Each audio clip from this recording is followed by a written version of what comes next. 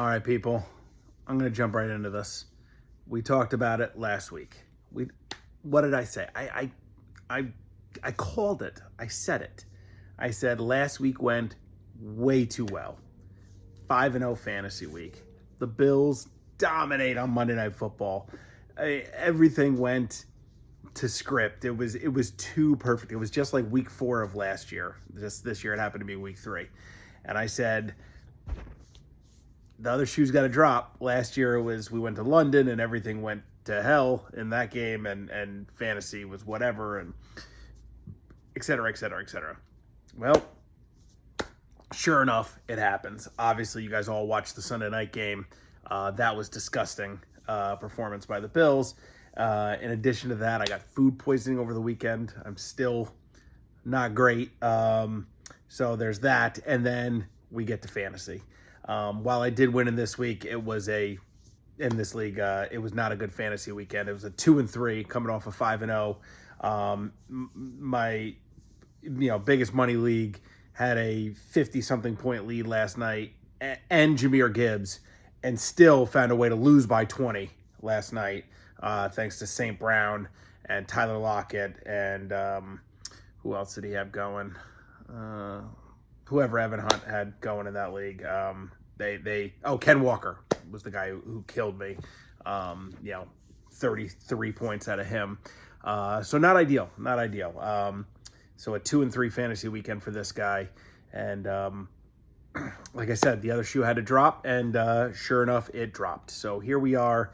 It is Tuesday morning, and let's talk about the Not Shamrock Fantasy League. So let's jump right into it. Me and Courtney.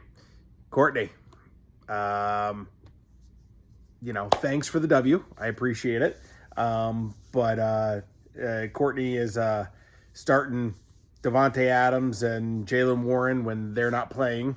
I know and I played you in Ken's league as well, where you threw up multiple. You're still starting Hassan Reddick in one of the linebacker spots. So appreciate the W's. Thank you for that. But maybe start setting your lineup. That would be good for me. Pretty nondescript performance. My best player was my defense in San Francisco, 23 points. The rest of my team pretty much underperformed, but it was enough to get a W in this game. So I come up with the 113-86 victory. This was a barn burner and came down to the end of the second Monday night game last night. Keo and Larry. Keo comes away victorious 136-133, and Keo needed all of it from up to the ending bell with St. Brown, that touchdown at the that he scored towards the end of the game, put him over the top. And he also needed a big performance from somebody. I think it was Tony Pollard. Was it Tony Pollard? Go back and look. I know he had 2 guys going last night and needed everything out of them.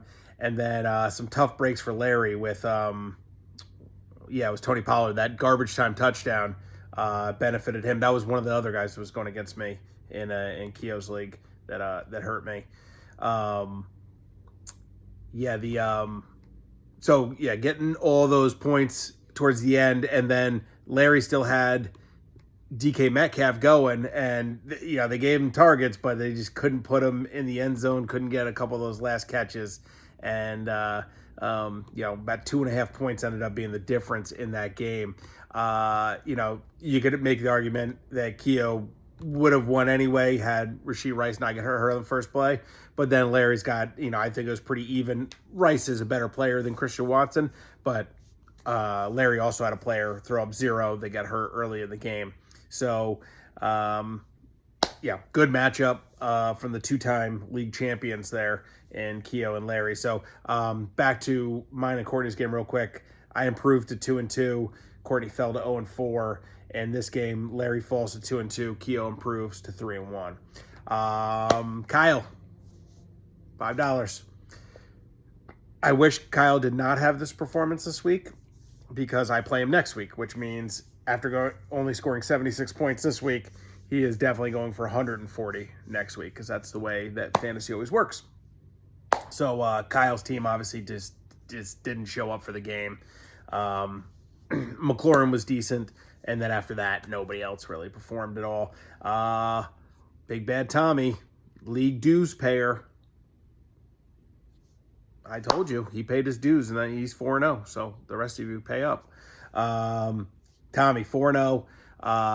Good game from Kyron Williams. Decent game from Diggs. Shaheed back on the board. And then, similar to my game, I only scored 113. Tommy scores 119. But we both come away victorious. And like I said, Kyle is the low scorer of the week, which, again, means he's going to bounce back and dominate me next week.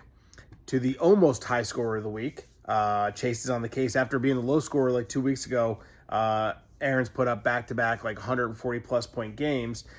Could have been the high scorer this week. Him and I discussed this in one of our group chats. He threw up 151.42, but you'll notice he has Ken Walker on the bench with his 33 points. So obviously could have been up over 180. He ended up starting Keon Coleman over him. I asked him the logic. He said that, with Walker having the questionable tag, he wanted to make sure that he had actually, he wanted to get some points out of the position instead of risking a late scratch. Ultimately, it never mattered because Richie only put up 90. 151 big games out of DeAndre Swift. All that talk this week about him being done seemed to be a bit premature because he had 7 catches and like I said, almost scores 30 points. Jaden Daniels continues to be a monster. Kirk had a decent game and he had pretty solid games across the board.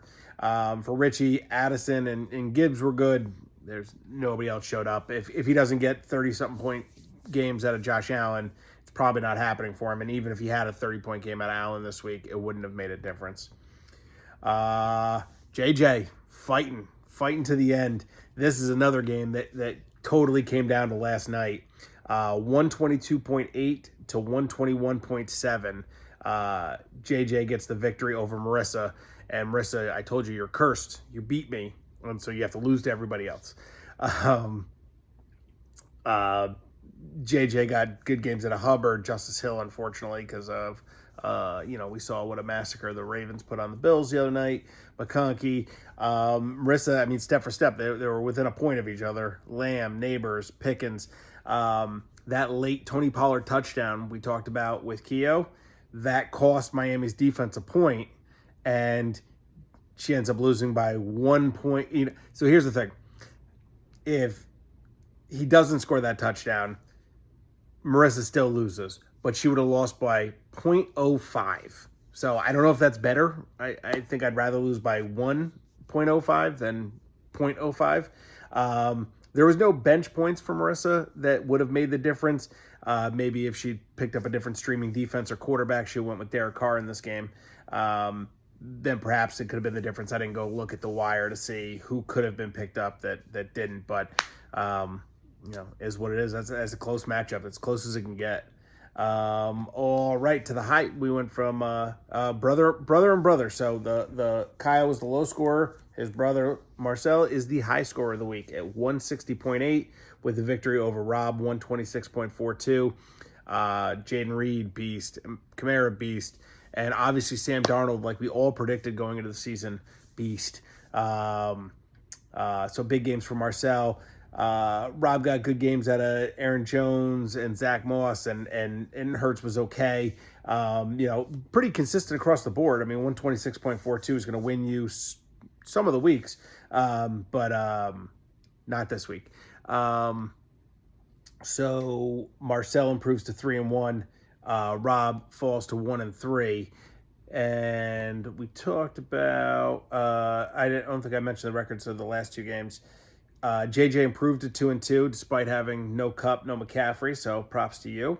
And Marissa falls to 1-3, and then Aaron improved to 3-1. Richie fell to 0-4, and then Tommy improved to 4-0, and Kyle fell to 2-2.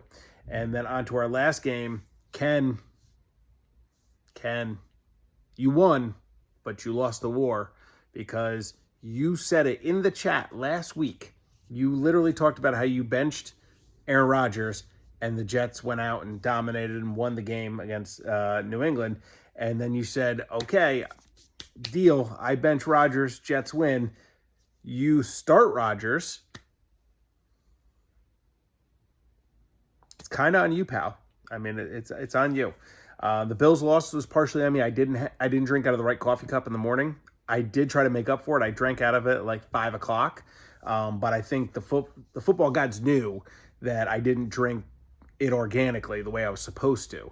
I even had to put my game day outfit on late because I had to go through the laundry and stuff. And so I think the football gods knew it. The football gods knew that you started Aaron Rodgers in your lineup, and ultimately that obviously cost the Jets in their performance.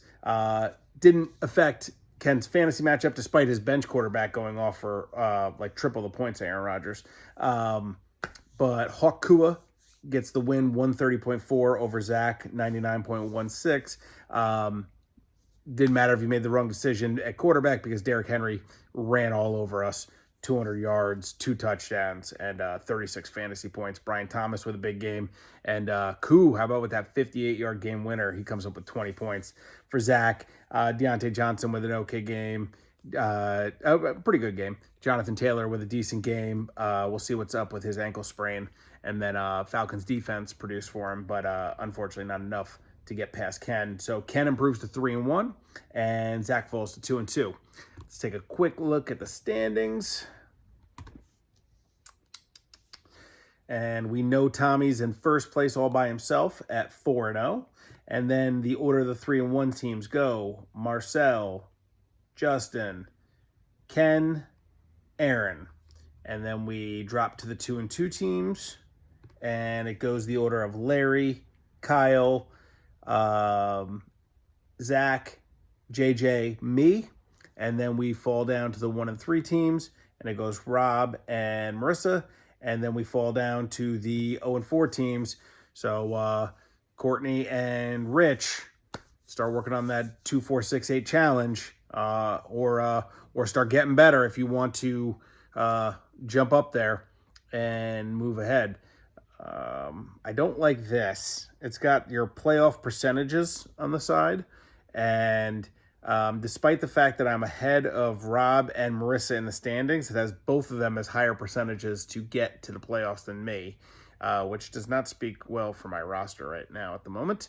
But you guys can go and take a look for yourselves. Tommy's got the highest percentage right now at 81%, and Marcel's second at 80%. Everybody else is down. 66 is the next highest, and Justin, and then everybody else below that is 54. Actually, Aaron is up at 73, despite being behind Ken in points. And like I said, you guys can go and look for yourselves. I'm not going to go look up the next week's matchups, but I know real football-wise, I know the Jets have a London game this week with the juggernaut Minnesota Vikings. So, you know what? Jets didn't show up for the Broncos, so maybe they do show up for the Vikings. Maybe that's the way that'll work. Bills go to Houston, so get to say hello to our old friend Stephon Diggs. And I have no idea who the Giants play. Now I gotta have to look it up. I know Dolphins and Patriots play each other, so that should be interesting. Where's the NFL scoreboard schedule? Who am I looking up again? The Giants. Week 5. Giants play. I still haven't seen you guys. You guys have a bye? Nope. Giants at Seattle. That'll be a tough game. Seattle looks like a real deal. So, again, everything came crashing back down this week as I've predicted last week. And here we are, moving on to week 5. Let's go.